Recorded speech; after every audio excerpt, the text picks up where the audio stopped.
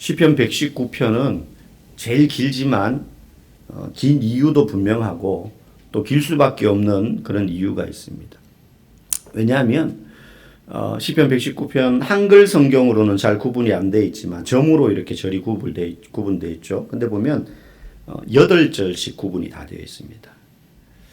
그리고 이 8절씩 구분되어 있는 기준이 뭐냐?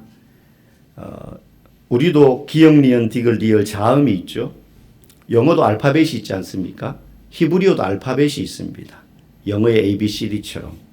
근데 히브리어 알파벳이 22장가 그래요.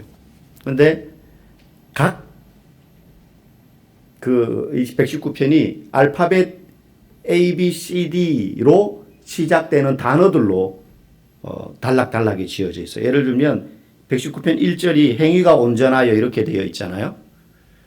행위가 온전하여 할 때 히브리어에 보면 히브리어 알파벳의 첫 글자인 알렙이라는 단어로 첫 문장이 시작을 해요.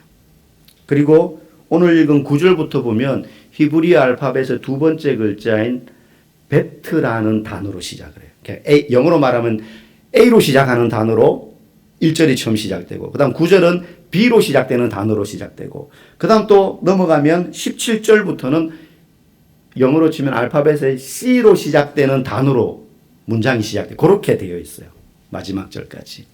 그래서 단락단락이 그렇게 지어져 있고, 히브리어 알파벳 22자를 다 언급해야 되기 때문에 길 수밖에 없는 겁니다.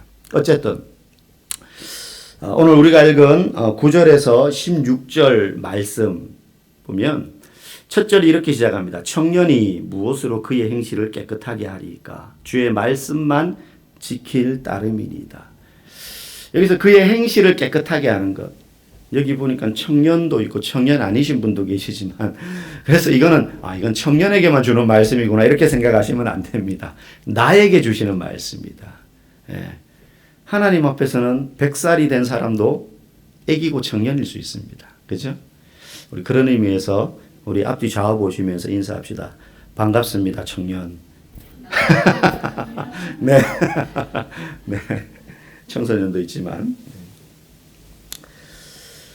무엇으로 성도가 그의 행실을 깨끗하게 할 수 있을까라고 스스로 질문을 해요. 근데 여기서 행실을 깨끗하게 한다는 걸 우리는 언뜻 생각하면 행동을 떠올리기가 쉽습니다. 우리의 행동이 깨끗한 것을 생각하기가 쉽다는 거예요. 그런데 여기서 말하는 행실을 깨끗하게 한다라는 말은요, 지난주에 우리가 보았지만 1절에 보면 행위가 온전하여라는 말 언급을 했거든요. 1절에. 근데 그때 무슨 말씀을 드렸냐면 행위가 온전하다라는 말은 죄를 짓지 않는 행위를 말하는 게 아니라 방향을 이야기한다 그랬습니다.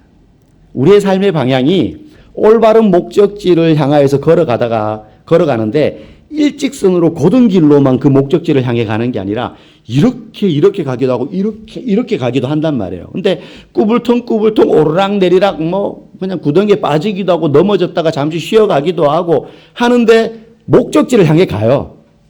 서울에서 부산을 가면 경부고속도로만 갈 수 있는 게 아니잖아요. 자전거 타고도 갈 수 있어요. 어떤 사람들은 그 유튜브에 챌린지도 하더라고요. 서울에서 부산까지 대중교통으로 가기. 시외버스 안 타고 대중교통으로만 버스를 계속 갈아타고 해가지고 부산까지 가는 챌린지 하는 애들도 있더라고요. 한 번쯤 해보면 재밌겠다. 힘들어도. 그런 사람도 있고요. 자전거로 서울에서 부산까지 당일치기로 갔다 오기.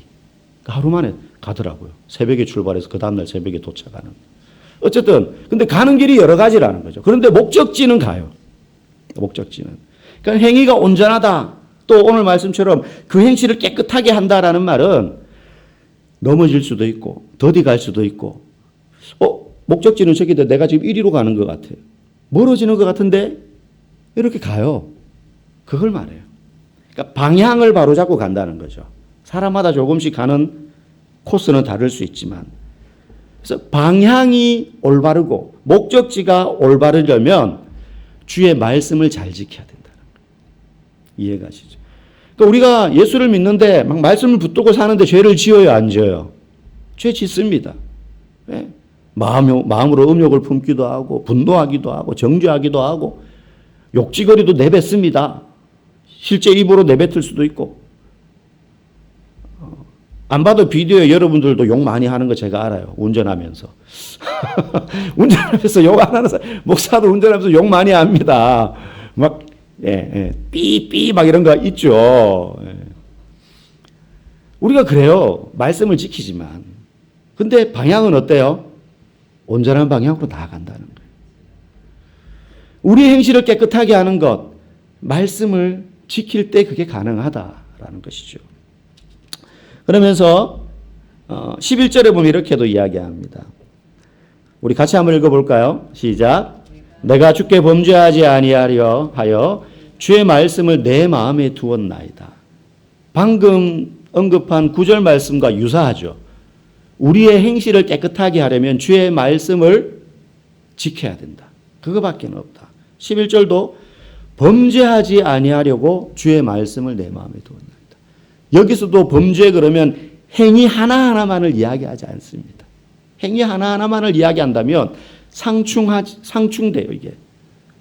범죄하지 않으려고 말씀을 내 마음에 두는데 우리 범죄하거든요.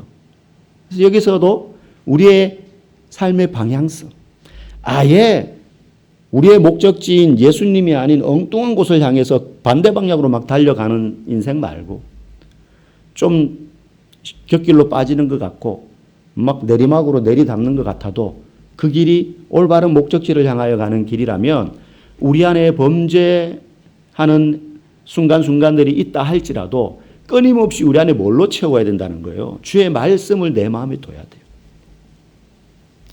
여러분, 우리가 세상을 살 때도 법이라는 안전장치가 있습니다. 그죠? 우리 주변에는. 보이지 않지만 법이 다 있어요. 신호등도 그렇고, 교통법도 그렇고, 또 남 때리면 안 되고, 그건 폭행죄죠. 칼이나 이런 거 들면 살인 미수가 될 수 있습니다. 그런데 한 명이 안 되고, 안 때리고, 한 명이 때리지 않고 두 명, 세 명이 때리면 특수가 붙어요. 똑같이 한 대를 때려도요, 1대1로 나 혼자 때리면 그냥 폭행인데요. 두 명이 한 명을 때리자면 특수 폭행이 돼서 가중처벌이 돼요. 무서운 게 돼요. 조심해야 돼요. 이런 법들이 왜 있습니까? 최소한의 안전장치예요.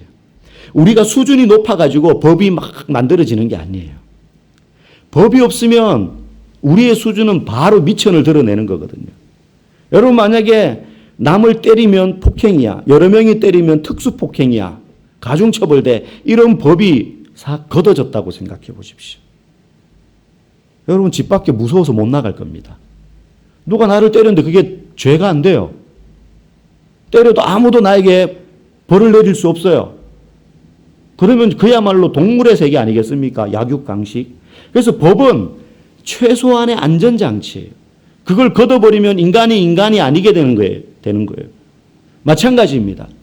성도가 범죄하지 아니하려고 하나님의 말씀을 내 마음에 끊임없이 채워넣지 않으면 우리는 법의 테두리를 벗어나는 존재가 되는 것처럼 하나님의 말씀과 상관없는 인생을 살아요. 세상 법은 지키는데 하나님 말씀과는 상관없이 나는 막 산다니까요. 그럼 세상 법을 아무리 잘 지켜도 하나님과의 관계는 점점 멀어지게 되는 결과를 초래할 수밖에 없습니다. 우리가 세상에서 아무리 열심히 성실히 살아도 하나님과의 관계에서 하나님의 법인 하나님의 말씀을 내 마음에 두지 않으면 우리의 삶은 하나님으로부터 멀어질 수밖에 없다는 거예요.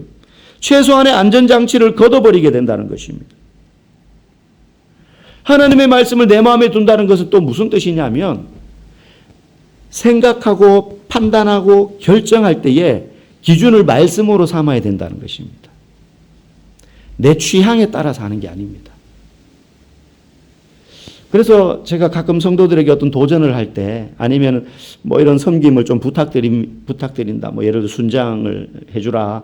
아니면 뭐 이번 이런 행사하는데 좀 섬김으로 섬겨주라. 이런 이야기를 할 때 대부분 성도들이 겸손한 마음에 또 부담스러우니까 사양을 해요. 네, 목사님 한번 해볼게요 하는 성도 진짜 손에 꼽아요. 제가 만나본 성도 중에.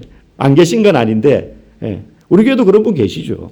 근데 대부분은 뭐 여러 가지 겸양의 표현으로 또 실제 부담되기도 하고 그러니까 이제 거절을 합니다.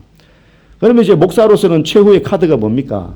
제가 회사 사장 같으면 야 그럼 회사 나가 이러면 그만인데 교회는 그런 게 아니잖아요. 얼르고 달래고 해야 되는데 목사로서 최고 권위 있게 하는 이야기가 뭐냐면 하나님이 뭘 기뻐하실지 생각해 보십시오. 답은 뻔한 거거든요. 양자택일의 문제가 아니에요. 그거 하는 게 하나님이 기뻐하시는 거거든요. 집사님, 권사님 이번에 이런 거 하는데 이거 좀 섬겨주세요. 그러면 섬기는 걸 기뻐하겠습니까? 하나님이 안 섬기는 걸 기뻐하시겠습니까?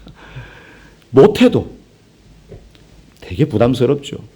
그래도 섬기는 걸 하나님이 기뻐하실 게 너무 뻔해요. 하나님이 우리에게 그런 걸 원하실 때, 야, 내가 생각해 보니까는 이 목사 말대로 네가 제일 잘할 것 같아. 그러니까 네가 섬겨. 그렇게 해서 하나님이 우리의 섬김을 기뻐하시는 게 아니거든요. 잘하는 사람 할 것 같으면 그 사람만 계속 하면 돼요. 사실은 그렇지 않습니까? 교회 보면 사실 교회 봉사하고 섬기는 게 거의 비슷비슷해요. 근데 보면 막 센스 있고 시간도 있고 물질도 있고 뭔가 좀 젊고 사실 그런 사람이 잘하죠. 발 빠르고 말이죠. 에너지 넘치고 활발하고 적극적인 사람. 근데 내성적이고 좀 나이도 있고 좀 부침성도 부족하고 그런 분들도 많아요. 근데 사실 그런 분들은 그냥 언뜻 보면 잘 못할 것 같아요. 그럴 것 같으면 저 사람만 계속 하면 되는 거죠. 하나님 그런 거 기뻐하시지 않거든요. 하나님 그런 거 기뻐하시지 않거든요. 결국 우리의 마음에 말씀이 계속 들어와야 돼요. 그래서 결정하고 판단할 때 말씀에 우선순위를 두고 결정하는 거죠. 그러면 그때 순종하려니까 좀 힘들어요. 걸림돌도 있고 시간 내는 것도 부담스럽고 잘할 자신도 부족한데 말씀이 내 안에 들어와 있으면 말씀 가운데 하나님께서 우리에게 이야기하시는 걸 들을 수 있고 그리고 하나님이 우리에게 거룩한 부담감을 줍니다. 여러분 부담감이 나쁜 게 아닙니다. 하나님 일을 하는데 잘하고 싶은 부담감, 못하면 어떡하지 하는 그런 부담감. 근데 그게 나쁜 게 아니라 그런 부담을 안고 하나님이 일하기를 원하세요. 그러면 말씀이 우선순위가 되면 나는 별로 안 하고 싶은데 하나님께서 이걸 하라고 하시는 것 같아. 그러면 하는 거예요. 그게 말씀을 내 안에 둘 때 살아가는 성도의 아름다운 모습인 줄 믿습니다. 마지막 우리 14절 말씀 한번 읽어보겠습니다. 시작. 내가 모든 재물을 즐거움 같이 주의 증거들의 도를 아멘. 재밌는 말씀이에요. 이 말씀은. 보통 성경에서 보면 재물에 대해서 좀 부정적으로 이야기하는 것 같은 말씀들이 많이 있습니다. 그죠? 한 사람이 두 주인을 섬기지 못한다. 하나님과 재물 둘 다 주인으로 섬기면 안 된다. 또 돈은 일만하게 뿌리다. 막 이런 말씀들이 성경에 있잖아요. 그래서 교회에서도 이제 설교를 이렇게 많이 듣다 보면 목사님들이 물질 가까이 하지 마라. 재물에 네 마음을 두지 마라. 막 이런 이제 설교들도 많이 합니다. 상황과 필요에 따라서 그 본문이 그런 내용을 가리키기도 합니다. 근데 오늘 본문에 보니까 우리가 재물 좋아하는 걸 인정해요. 내가 모든 재물을 즐거워함 같이. 우리 다 즐거워하잖아요. 금붙이. 반짝이는 거 좋아하잖아요. 그죠? 교회 올 때 반짝이 안 하지만 장롱 안에는 있잖아요. 저희도 진작에 다 팔아버렸는데, 어릴 때. 애들 돌반지 이런 거 그냥 다 팔아버렸는데. 재물 좋아합니다. 이 재물에는 반짝이, 금붙이, 돈만 되는 게 아니라 내가 가진 집, 차, 땅, 좋은 명품 옷, 이런 거 다 포함되겠죠. 우리 그런 거 즐거워합니다. 내 손 안에 들어오는 거 좋아합니다. 쌓아두는 거 좋아하고 쟁여두는 거 좋아합니다. 근데 그 뒷말씀, 그것처럼 주의 증거들의 도, 뭐예요? 주님의 말씀을 즐거워해야 된다는 거예요. 여러분 도전이 되십니까? 하나님의 말씀을 내가 얼마나 즐거워해야 되느냐. 너무 구체적인 예가 나오잖아요. 내가 돈을 좋아함 같이, 내가 재산을 좋아하는 것 같이. 아멘의 방점이 중요합니다. 내가 재물을 즐거워함 같이 주의 도의 증거를, 주의 말씀을 내가 즐거워해야 된다는 거예요. 즐거워하는 사람, 주의 말씀을 즐거워하는 사람은 우리가 이제 화면에는 나오지 않겠지만 15절 우리가 읽었던 말씀에 보면 이런 표현이 나옵니다. 내가 주의 법도들을 작은 소리로 읊조리며. 이 표현이 성경에서 되게 드물게 나오는 표현인데 읍조리다라는 말. 중얼중얼거리는 거예요. 그런데 히브리어에서 읍조리다라는 말은 우리식의 그냥 손소곤거리는 것보다는 꽤 큰 목소리예요. 막 누군가랑 대화하는 정도의 큰 목소리는 아니나 이렇게 우리 집에서 TV 보다가 혼잣말로 이렇게 뭐 그런 거 있죠. 막 사랑과 전쟁, 부부의 세계 이런 거 보다가 막 열받는 장면 나오면 저놈의 뭐 저런 인간이 이런 정도예요. 예. 혼잣말인데 좀 큰 목소리 그 정도 톤. 그러니까 주의 말씀을 내가 소리 내어서 말하는 거예요. 즐거워하는 사람은 하나님의 말씀을. 그래서 혼자 성경 읽으실 때도 눈으로 그냥 이렇게 읽는 것보다 뭐가 훨씬 나아요? 네, 말하면서. 내 목소리로 내가 말하면서. 그러면 그 목소리를 내가 듣고 내 마음에 새겨지는 거예요. 주의 말씀을 읊조려라. 읊조려라. 오늘 성경은 우리에게 그렇게 몇 가지를 이야기합니다. 주의 말씀을 지킬 때 우리의 삶의 방향이 온전하여진다. 곁길로 좀 가더라도 올바른 목적지를 향하여 걸어갈 수 있다. 왜? 하나님의 말씀은 내비게이션과 같기 때문에. 내비게이션과 같기 때문에. 그리고 그 주님의 말씀을 내 마음에 둘 때라야 우리의 삶의 범죄함이 사라지게 된다. 말씀을 채우지 않으면 우리는 고삐 풀린 망아지 같을 수밖에 없다. 최소한의 안전장치다. 그래서 설교 뭐 한 20분, 30분 듣고 우리가 일주일을 살아가려고 한다면 정말 그거는 도박 같은 인생을 사는 거예요. 매일 내가 말씀을 채워야 돼요. 그 말씀을 여러분 마음에 두기를 간절히 소망합니다. 그리고 마지막으로 모든 재물을 즐거워한 같이 그렇게 하나님의 말씀을 즐거워하기를 원합니다. 이것이 여러분에게 거룩한 도전과 거룩한 부담감으로 다가와서 하나님의 말씀이 내 삶 가운데 깊이 뿌리 내려서 주님이 보실 때에 기뻐하는 성도, 뭘 하지 않아도, 뭐 대단한 실력을 발휘하지 않아도, 주님을 위해서 큰 열매를 드리지 않아도 그 말씀을 즐거워함으로 주님이 여러분을 향하여 기뻐하시고 사랑하시는 마음을 주체할 수 없는 그걸 표현하시는 그런 복된 성도들 되기를 주님의 이름으로 간절히 축복합니다.